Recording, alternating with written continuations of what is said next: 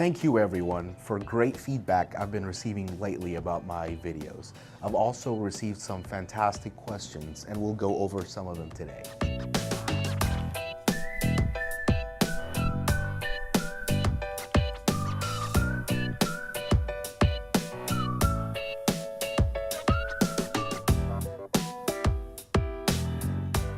Well, the first question was, how do I scale up from one office to 3 offices or more? The scaling up seems to be a little bit of a mystery sometimes. Personally, my hardest scale was going from 1 to 3 locations. 3 locations seems to be the size where you can centralize some core functions like revenue cycle management, like HR, like IT, like procurement, supplies and inventory, credentialing, and a lot of other core functions. As you grow, it gets easier and easier to synergize and create the economies of scale, which enables you to grow faster, at the same time perfecting your systems. According to Vern Harnish, the author of Scaling Up, there are 4 key main factors that contribute to scaling up. 1 is attracting and retaining the proper talent or people. 2, creating a truly differentiated strategy. 3, driving flawless execution. 4, having plenty of cash to weather the storm. What, Emmett? What are you doing here? Tarek, this is my conference room. Well, please come join us. Ladies and gentlemen, we have Emmet Scott, the CEO of Community Dental Partners. There are currently 20 locations, supporting 40 locations, and they're building 6 currently. Over 400 employees and 40 doctors. Also, the host of the great podcast, I encourage you to listen to them, DSO Secrets and 2 Minds of a Dentist. Thank you very much, Emmett, for your time today with us. Yeah, thrilled to be here with you, man. Wonderful. So before you came in, we were talking about scaling up, and we had a lot of questions. People are wondering, how do you really scale up from 1 to 20 locations? Tell us your experience in your scale up. Yeah, I'd say the first thing from a mindset perspective is know that it's difficult. You know, if you go into something saying, all I need to do is pull this together, pull that together, why don't you and I partner, isn't this gonna be awesome, and it'll just somehow magically happen, I think you already started off on the wrong mindset. So I'd say step number 1 is know that it's difficult. Know that we're talking about real business principles here.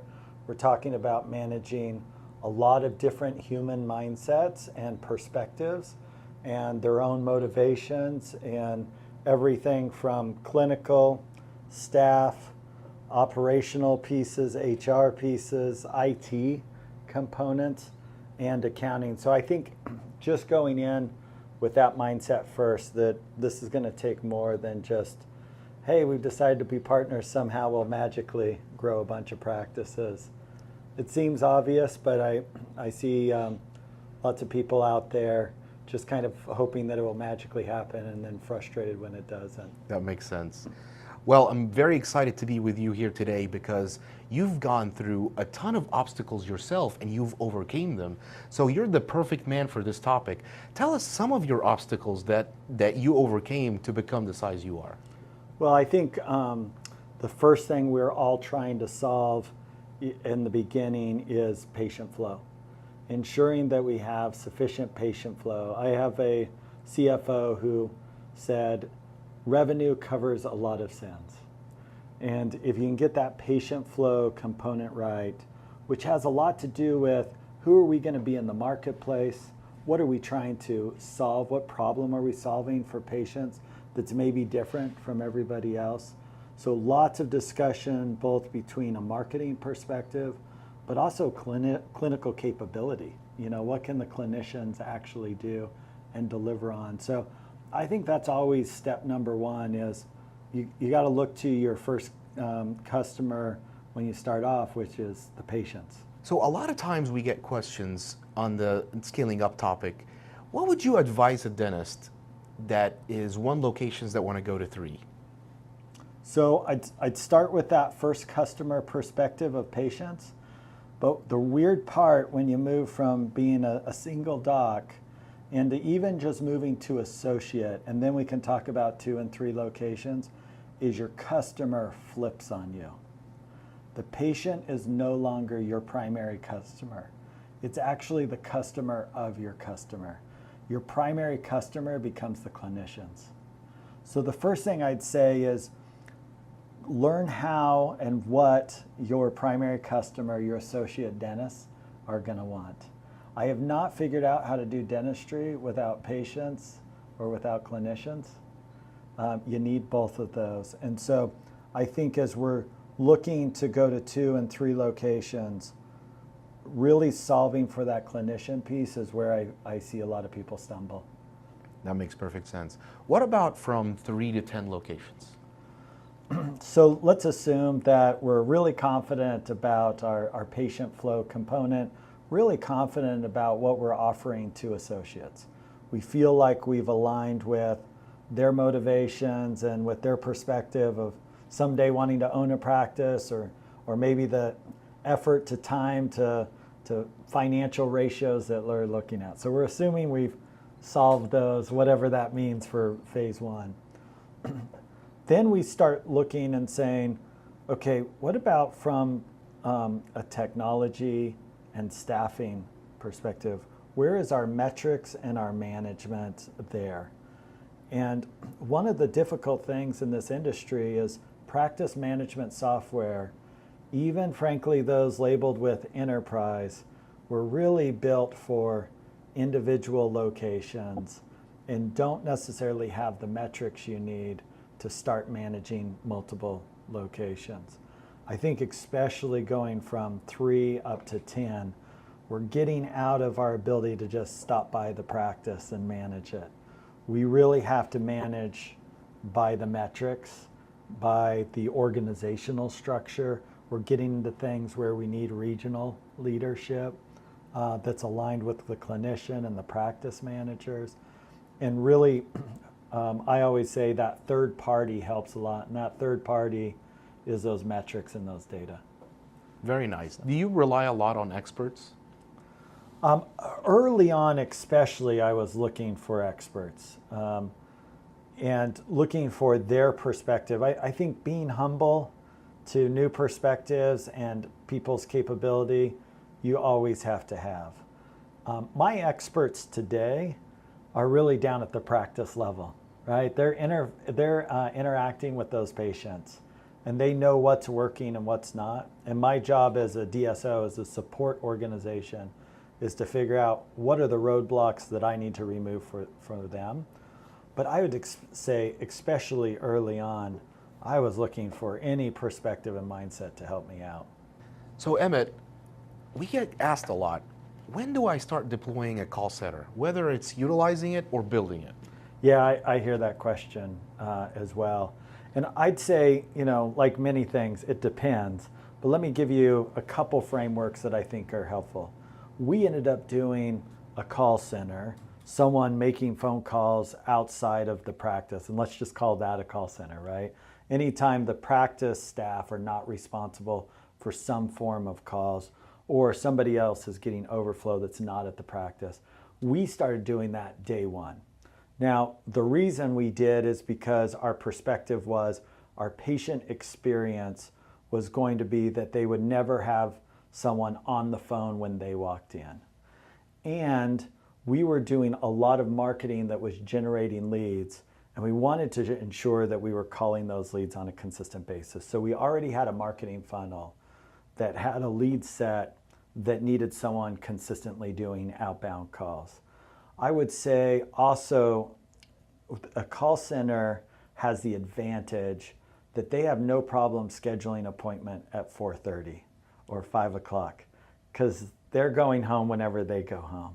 A front desk person's going to be a little bit more thoughtful around the time schedule. So depending on your culture, if you're a little bit more on the patient focused side and that retail side, a call center can be helpful for patient scheduling because they'll set that appointment without any regard or concern for what's convenient to the staff and more what's convenient to the customer or the patient themselves. So these are cultural, questions to ask within your business. Where are you at in that perspective? I will say this about a call center. If I only had a couple locations and I felt like I could really deliver good call experience from those locations, I don't know that I'd do a call center, because I can typically get a better experience when the front desk person got to see the patient, they know them by name, they kind of know when they come in, and if my patient volume too is low enough or consistent enough that that front desk person can really manage a lot of that effectively, then keep it there at the practice. But if you're noticing kind of this ebb and flow, you're busy, confirm appointments don't happen, you're slow, confirm appointments do happen, then you need to start thinking about maybe how do you centralize some of that experience. Do you have specific KPIs you look for so that it will be more objective than subjective? Sometimes I say, oh, I have great answering service from my team. They are on top of it, but I'm missing 30 calls. Right. So do you have specific KPIs you look for? Yeah, so I'll tell you, at the practice level, those KPIs are much more difficult to get unless you have a call center software that you're utilizing across all of your practices, which could happen and someone could do. You're just not going to have the data. Missed calls, most of those components, how they called. There's now third-party solutions that can help with that, but most people just aren't going to have that. I will say with a call center, yeah, dropped calls, missed calls, recorded, everything you can imagine about that patient experience, you can do. The scripting, you can manage a little bit more tightly. Again, especially when you get into that 10, 20 more locations, it's really tough to change your scripting across 20 locations if it's not centralized. So back to KPIs, I think it's tough without centralized solutions. You'd probably need a third party to help with that. Makes sense. Another question, Emmet, is practice management software. It's all over the board. Some people are using X, some people are using Y. They say pros and cons about each. What is your favorite? What would you advise dentists across the country? I'd say number one, remember that most practice management software, if not all, was originally designed to do three things really well. Charting, because the dentist wanted a nice chart.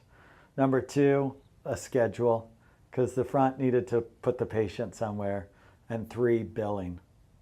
So when you start pushing on practice management software saying you want BI metrics and maybe you want CRM solutions so you can follow up with leads better, any of those components, I think you're going to find that most practice management software falls really short.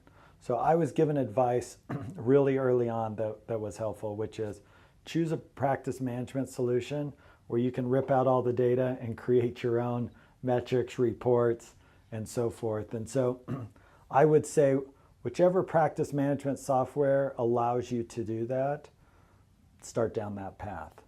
And maybe not be as excited that the chart is pretty if you're planning on scaling. Well, Emmet, I can't thank you enough for your hospitality, your time, valuable information, and let me steal your conference room. You bet, man. Anytime. You're always welcome here. Thank you very much. Well, Emmet gave us some fantastic pointers today. They were very valuable. We thank him very much for that. Let's recap them really quick.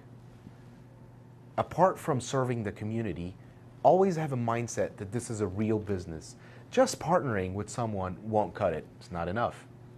2, the patient is the primary customer. Revenue covers a lot of sins. 3, the doctor becomes your new primary customer. Scaling associates is critical for growth.